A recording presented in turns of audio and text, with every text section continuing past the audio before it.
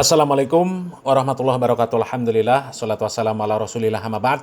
Kaum muslimin yang dirahmati Allah subhanahu wa ta'ala, di sini ada video dari Miftah. Ini sepertinya pengajian di pondok pesantren sepertinya kaum muslimin. Karena kalau kita melihat dari audiensi Miftah ini, ya, para remaja yang sepertinya memang masih berstatus sebagai santri dan santriwati, ya, siswa dan siswi. Miftah di majelis tersebut ditanya oleh seorang santriwati atau siswi tentang kebiasaan Miftah yang berkata kasar. Ya. Kata santriwati tersebut, ya, Miftah itu kan terkenal sebagai kiai, sebagai gus, sebagai penceramah. Ya. Kok masih sering berkata kasar? Alasannya apa? Dan ternyata jawaban Miftah itu sangat membagongkan kaum muslimin, ya. Coba kita lihat dulu videonya kaum muslimin. Nah, kan Gus Miftah ini kan seorang kiai. Nah, prinsip Gus Miftah ini kok masih ngomong kasar itu gimana? Soalnya sing tak adepi rupa-rupa kaya awakmu. Nah. Jadi begini, Dok. Likuli makol makom walikuli makom makol. Paham ya? Ora paham rupamu. Tempat itu ada wadahnya, wadah itu tempat itu ada omongannya, pendapatnya, pendapat itu ada wadahnya, kira-kira begitulah. Lah, saya bilang begini, kebiasaan saya ngomong agak nggak enak itu sengaja untuk membuat saya dekat dengan kawan-kawan saya kaum marginal. Jadi dulu itu saya pernah, Pak, ngaji yang dibaca ayat hadis, Pak. Mereka langsung bilang sama saya, Gus, besok nggak usah ngaji aja ya, pusing kami dengar kayak gitu gitu. Maka kemudian satu, yang kedua, saya pernah dikritik sama orang gara-gara saya salaman sama mbak-mbak PSK. Salaman, sungkem sama saya selesai ngaji. Bukan muhrim kok salaman dan lain sebagainya. Bapak Ibu tahu alasannya apa? Dulu, Bu, gara-gara saya nggak mau salaman, mereka memutuskan tidak mau ngaji. Nggak usah ngaji, kiainya sok suci, modar aku. Saya kalau dalam bahasa usul fikih itu ada bahasa akhafud daruren, ngambil darurat yang lebih ringan.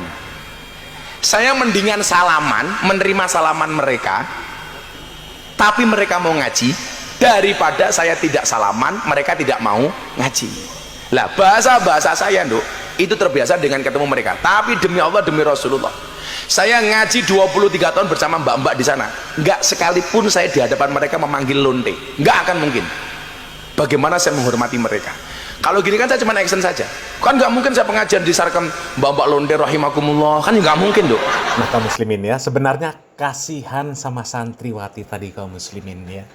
Dia itu kan ada kegelisahan di dalam hatinya ketika melihat video-videonya si Miftah. Di dalam hatinya bertanya-tanya, Miftah ini kan kiai, kok bisa masih mengeluarkan perkataan-perkataan yang kasar, yang kotor. Dan jawaban Miftah kaum muslimin, ya Allah, dia mengatakan apa? Ya karena yang saya hadapi ya wajah-wajah seperti kamu. Innalillahi wa inna ilaihi rajiun. Ini kan wajah-wajah anak pelajar, ya.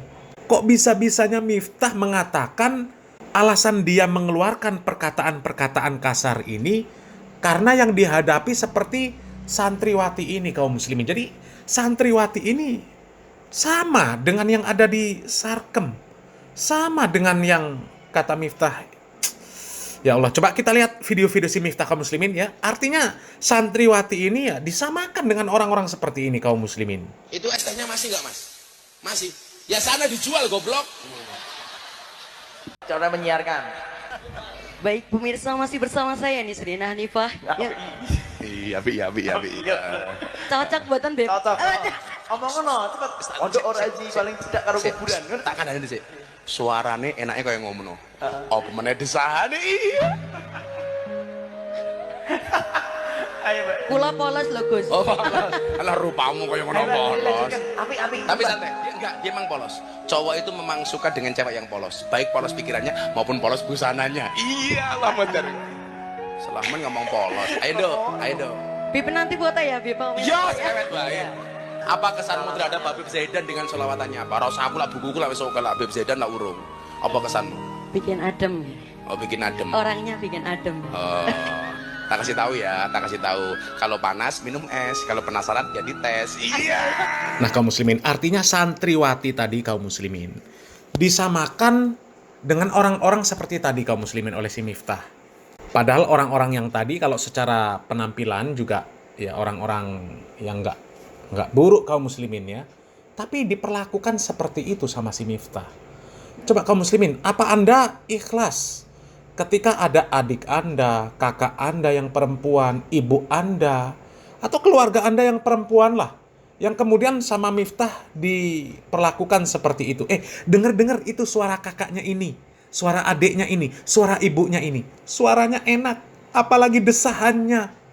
Apa perasaan Anda ketika ada keluarga Anda di seperti itu kan? Atau mungkin bagaimana perasaan Anda ketika anak Anda tiba-tiba di hadapan Anda ada yang mengatakan, waduh Pak, suara anak antum Pak enak banget Pak, apalagi desahannya.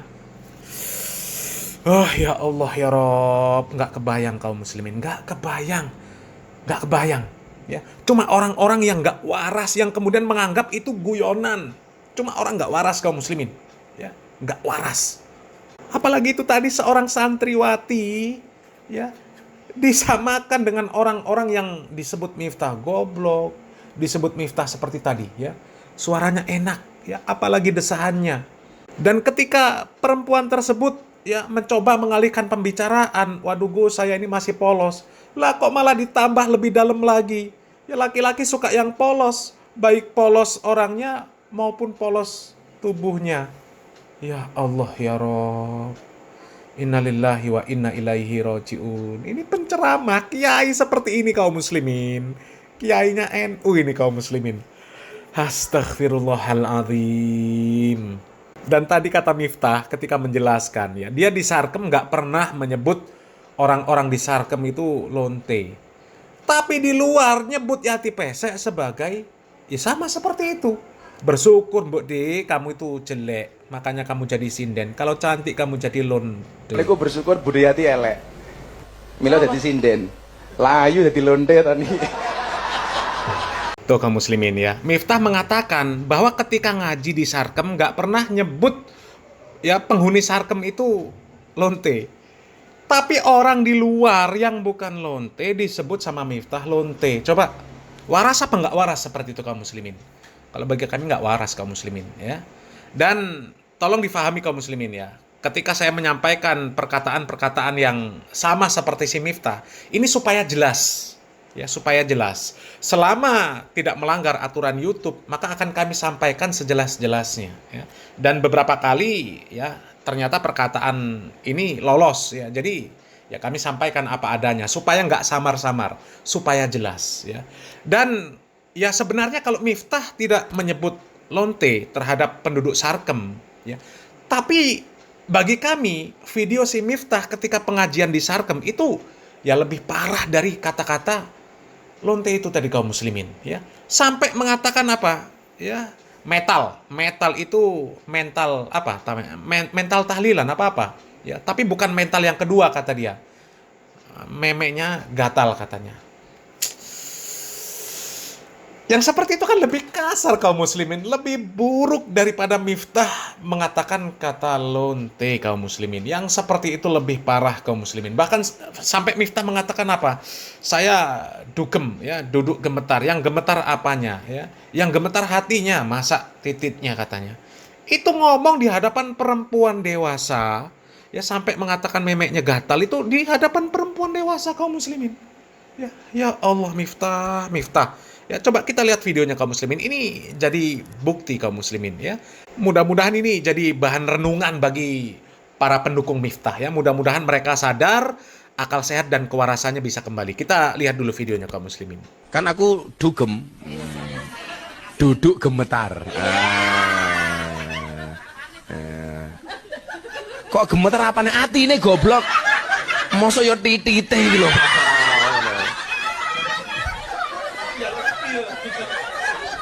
Ini kan sekarang Sarkem menjadi dugem, dunia gemar mengaji. Pokoknya sukanya metal, melu tahlilan. Orang kok metal yang kedua, memeknya gatal lah. Astagfirullahaladzim, ya. Jadi Miftah nggak manggil penduduk Sarkem sebagai lonte kaum muslimin, tapi perkataannya seperti itu, ya. Yang lonte tidak dipanggil lonte, tapi perkataannya sebenarnya juga lebih dalam, lebih mengenal lah, ya. Diajak berbicara sudah ke arah sana, ya. Sedangkan yang di luar yang bukan lonte disebut lonte sama Miftah. Dan ini jelas-jelas orangnya sudah menyampaikan sakit hati disebut Miftah seperti itu kaum muslimin, ya. Lonte saja disebut lonte, itu sakit hati kaum muslimin, apalagi yang bukan gitu loh. Ya. Jadi ya kalau Miftah mengeluarkan perkataan-perkataan seperti ini, ya, karena yang dihadapi adalah orang-orang yang kata Miftah seperti santriwati tadi. Artinya santriwati tadi apa bedanya dengan orang-orang ini kaum muslimin? Apa bedanya sama penduduk Sarkem? Dan orang tua santriwati tadi kaum muslimin, kalau sampai masih mengizinkan anaknya mendengarkan ceramah Miftah, apalagi sampai mendatangi majelis Miftah, berarti ya nggak waras, ya. Dan kata Miftah, ya, ngaji di Sarkem, ya, metode ngajinya Miftah nggak membacakan ayat, nggak membacakan hadis, karena itu katanya metode dakwahnya. Karena kalau menyampaikan hadis, menyampaikan ayat, ya, besoknya katanya nggak usah ngaji lagi, nggak diundang lagi. Makanya ngajinya ngawur. Ya. Ngajinya ngawur. Lah kalau ngaji nggak nyampaikan Al-Quran, nggak nyampaikan hadis, lah terus yang disampaikan apa? Sedangkan syariat Islam itu sumbernya Al-Quran dan hadis. Kalau nggak nyampaikan ayat Al-Quran, nggak nyampaikan hadis, yang disampaikan apa? Makanya kalau kita dengar ceramahnya isinya ya, STM masih, ya didol goblok. Seperti itu kaum muslimin, ya. Woi kamu, woi sampai mengatakan yang cok lah, yang apalah, ya perkataan-perkataan yang nggak bener kaum muslimin dikeluarkan akhirnya, karena nggak menyampaikan Al-Quran, nggak menyampaikan hadis. Ditambah pula si Miftah mengatakan apa, ya, saya salaman dengan perempuan-perempuan itu, penghuni Sarkem itu, ya, karena itu metode pendekatan supaya mereka mau ngaji. Ini kan namanya prinsip orang jahil. Prinsip orang jahil. Ini prinsipnya seperti lilin, ya. Niatnya menerangi orang tapi dirinya terbakar. Prinsipnya seperti lilin. Dia melanggar syariat Allah, di mana Allah Subhanahu wa taala memberikan ancaman bagi orang yang menyentuh lawan jenis yang bukan mahram, itu dengan ancaman yang luar biasa. Tapi si Miftah nggak peduli. Yang penting orang mau ngaji. Sementara ngaji sama Miftah nggak nyampaikan Al-Quran, nggak nyampaikan hadis. Dan ada, Miftah menyampaikan sendiri, ya, bahwa ada bos klub malam yang ngaji selama 17 tahun sama Miftah, yang nggak ada gunanya.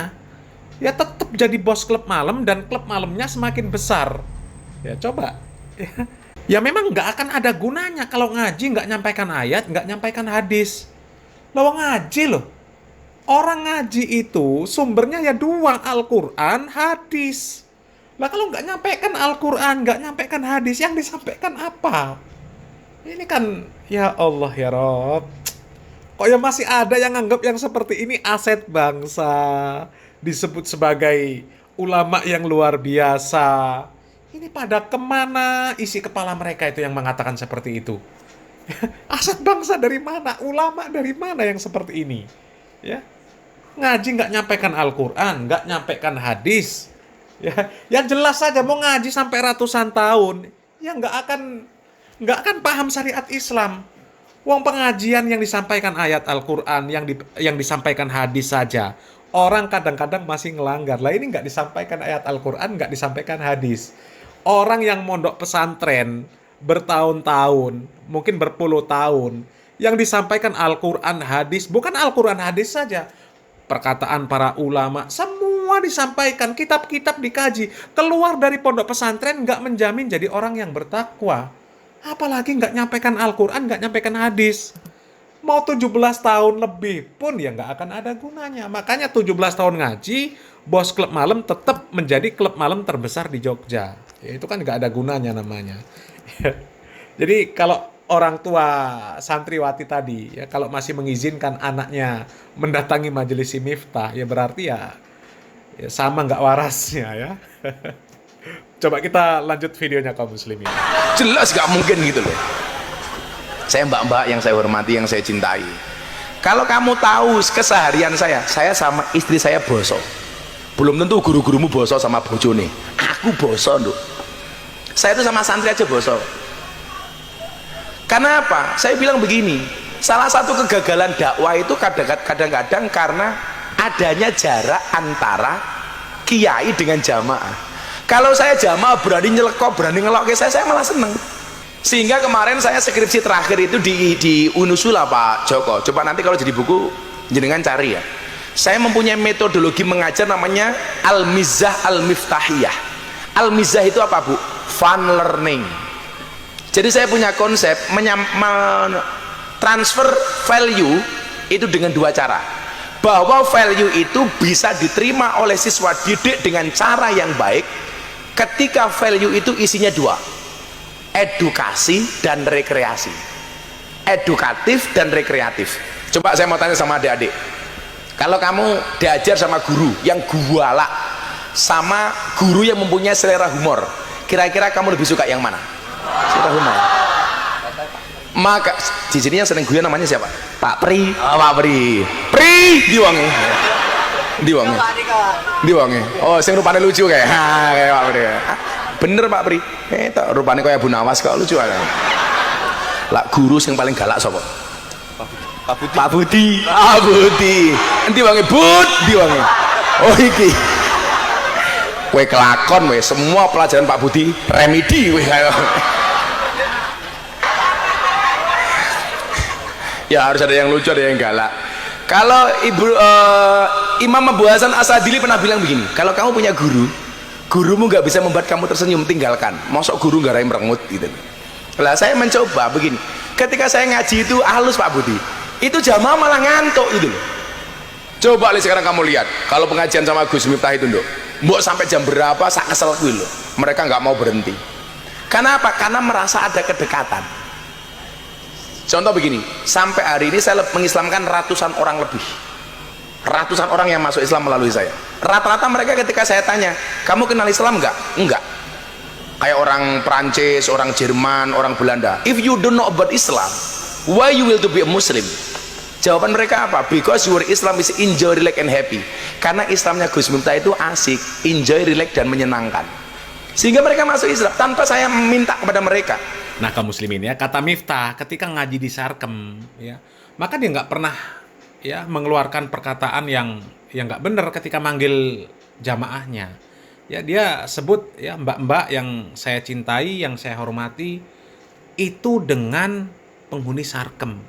Sedangkan dengan orang yang jualan es teh, dengan tukang son, ya dengan orang-orang yang lain, dengan jamaah-jamaah yang umum, ya digoblok-goblokkan, ya kemudian dilontarkan perkataan-perkataan yang yang seperti kita simak tadi lah kaum muslimin, ya yang seperti itu, ya ini kan namanya ya kejahilan yang nyata kaum muslimin, ya kegoblokan yang nyata kaum muslimin. Ini kan nggak ngerti, ya nggak ngerti kalimat yang dia ucapkan sendiri di awal tadi kaum muslimin, ya. Di awal tadi kan Miftah mengatakan apa? Likulli maqamin maqalun wa likulli maqalin maqamun. Ya, setiap tempat pasti ada pembicaraannya dan setiap pembicaraan itu ada tempatnya. Ya, setiap tempat itu ada kata-kata yang pas, ada kata-kata yang tepat ketika disampaikan di tempat tersebut. Dan di setiap tempat, ya lain tempat ada lain perkataan yang harus kita pakai. Ya, ada kata-kata yang tepat untuk disampaikan di tempat tersebut. Ya, nggak sama antara kita berbicara dengan orang yang berpendidikan dengan orang yang tidak berpendidikan. Kalau dengan orang yang tidak berpendidikan, mungkin kita kosakatanya ya kita pilih dengan kosakata yang dipahami oleh orang awam. Nggak perlu kita pakai bahasa-bahasa majas, bahasa-bahasa balaghah, ya, bahasa-bahasa sastra. Nggak perlu, karena apa? Mereka nggak akan paham. Gitu loh. Mereka nggak akan paham. Dan kita harus tahu bagaimana kita memanggil, memposisikan, memperlakukan orang-orang yang berilmu, orang-orang yang tidak berilmu. Itu berbeda. Memperlakukan orang-orang yang ada di Sarkem dengan yang di luar Sarkem, masyarakat umum, tentu berbeda. Ya, tentu bagaimana? Ya kita harus memperlakukan lebih baik orang-orang yang berprofesi umum, tidak seperti yang di Sarkem. Tapi Miftah ini kan terbalik ya. Yang di Sarkem ya, dia sendiri yang ngaku ya, dipanggil mbak-mbak yang saya hormati, yang saya cintai. Tapi yang di luar ya, disebut bersyukur Mbok De kamu jelek ya, kalau cantik kamu jadi lonte ya. Ya Allah ya Rob, ini kan parah kaum muslimin. Dan yang seperti itu dianggap bercanda, dan metode bercanda itu lebih efektif untuk menyampaikan ilmu. Nah kalau bercandanya seperti itu kaum muslimin, itu bukan bercanda yang benar, bukan bercanda yang baik ya. Bercanda boleh ya, boleh, tapi nggak boleh kita melanggar syariat Islam dengan alasan bercanda. Nggak bisa. Nggak diterima alasan bercanda tapi melanggar syariat Islam dengan mengeluarkan perkataan-perkataan yang tidak baik, mencela orang ya. Mencela orang itu berdosa. Tapi apakah dengan alasan bercanda kemudian boleh mencela orang? Kan nggak boleh kaum muslimin. Dan kalau alasan Miftah dengan metodenya Miftah tersebut ya sudah mengislamkan orang, yang pertanyaannya kualitas orang yang diislamkan oleh si Miftah itu seperti apa? Itu yang jadi pertanyaan. Ya. Orang Islam ini nggak butuh kuantitas, yang dibutuhkan kualitas. Kuantitas kalau nggak berkualitas mau sebanyak apapun, kata Nabi Muhammad SAW, justru kondisi umat Islam itu lemah meskipun banyak, seperti buih di lautan. Itu loh, ya. Seperti buih di lautan. Tapi biarpun sedikit, kalau berkualitas, coba lihat para sahabat Nabi Muhammad SAW. Ya, ketika mereka berperang melawan orang-orang kafir, jumlah pasukan yang sedikit dari rombongan Nabi Muhammad SAW dan para sahabat bisa mengalahkan musuh yang jumlahnya berkali-kali lipat dibandingkan jumlah kaum muslimin. Karena apa? Karena kualitas mereka, kualitas keislaman mereka. Tapi kan Nabi Muhammad SAW ya sudah mewanti-wanti. Nabi Muhammad SAW mengatakan hampir-hampir orang-orang kafir itu nanti ya saling mengajak untuk memerangi orang Islam. Sebagaimana orang yang akan makan saling mengajak ya rombongannya untuk makan di sebuah piring yang besar. Jadi nanti umat Islam ini akan diserang habis-habisan oleh orang-orang kafir. Nggak berdaya sama sekali, seperti orang sedang mengerumuni makanan ya. Dan kemudian sahabat bertanya ya, apakah disebabkan jumlah kami pada hari itu sedikit wahai Rasulullah? Maka Rasulullah SAW menjawab, tidak. Bahkan pada hari itu jumlah kalian banyak. Akan tetapi kalian itu seperti buih di lautan. Namanya buih di lautan. Itu sebanyak apapun, nggak punya kekuatan sama sekali. Terombang-ambing. Ya, terombang-ambing oleh ombak. Ombak ke kiri, dia ke kiri. Ya, ombak ke kanan, dia ke kanan. Ya, ombak menerjang, ya dia selesai, buyar dan sebagainya. Ya.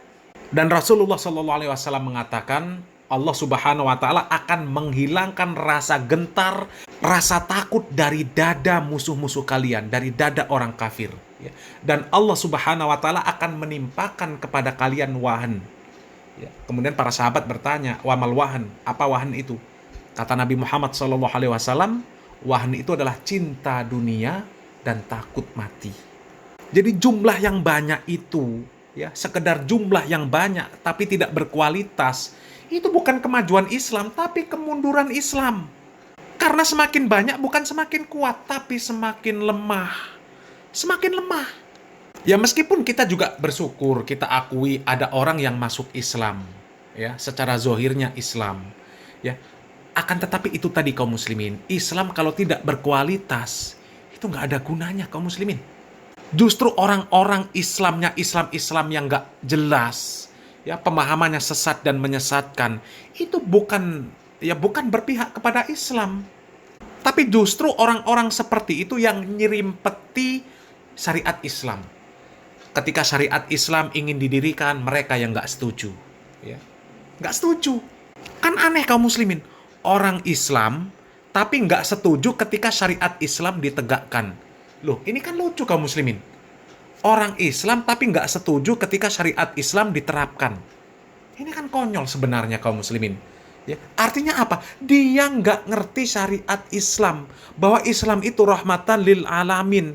Islam itu nggak akan menzolimi siapapun. Hatta orang kafir pun nggak akan dizolimi. Jangankan orang kafir yang bentuknya manusia. Ya, di dalam Islam menyakiti hewan, menyakiti tumbuhan tanpa hak, itu saja tidak dibenarkan. Karena Islam itu rahmatan lil alamin. Bukan lil muslimin. Bukan linnas saja. Lil alamin. Rahmat bagi seluruh alam semesta. Apapun bentuknya, apapun makhluknya, ya. Ketika Islam diterapkan sesuai dengan aturan yang disyariatkan oleh Allah dan Rasulnya, maka kemaslahatan bagi seluruh makhluk yang ada di alam semesta. Tapi kalau berbicara ya, metode Miftah berdakwah tadi, ya, nggak menyampaikan ayat Al-Quran, nggak menyampaikan hadis, ya itu gimana mau paham tentang syariat Islam? Jangankan paham syariat Islam, sesuatu yang bertentangan dengan syariat Islam saja dibenarkan oleh Miftah. Ya. Lalu bagaimana dengan murid-muridnya si Miftah? Ya, ingat pepatah, guru kencing berdiri, murid kencing berlari. Jadi kalau gurunya yang nggak jelas, muridnya lebih parah lagi kaum muslimin. Ya. Jadi kalau kita kembali di video Miftah tadi kaum muslimin, ya, ini sangat keterlaluan kalau Miftah menganggap bahwa ya santriwati tadi itu sama dengan orang-orang yang Miftah hadapi kaum muslimin. Kalau bagi kami perlakuan Miftah terhadap santriwati tadi ya sangat keterlaluan kaum muslimin. Bahkan kalau kita berpikir ya tentang si Miftah ya, ini ada yang hampir terlewat tadi kaum muslimin ya. Miftah mengatakan kalau dengan istrinya dia berkata lembut dan sebagainya. Ya berkata lembut dengan istrinya, tapi di hadapan umum istrinya ditoyor-toyor kepalanya seperti itu kaum muslimin. Ya itu kan nggak ada gunanya. Mau ngomong sesopan apapun, ya kalau perlakuannya nggak bener, itu kan nggak ada gunanya. Itu ya katakan hampir mirip dengan filosofi belangkon kaum muslimin ya. Di depan halus, bagus, rata, tapi di belakang jendol, ya, di belakang dongkol, ya, di depannya halus deh, aku sayang kamu, cinta kamu dan sebagainya, ya. Padahal kelakuannya nggak sesuai dengan perkataannya kaum muslimin. Mudah-mudahan Allah Subhanahu wa taala memberikan taufik dan hidayah ya. Barakallahu fikum. Wassalamualaikum warahmatullahi wabarakatuh.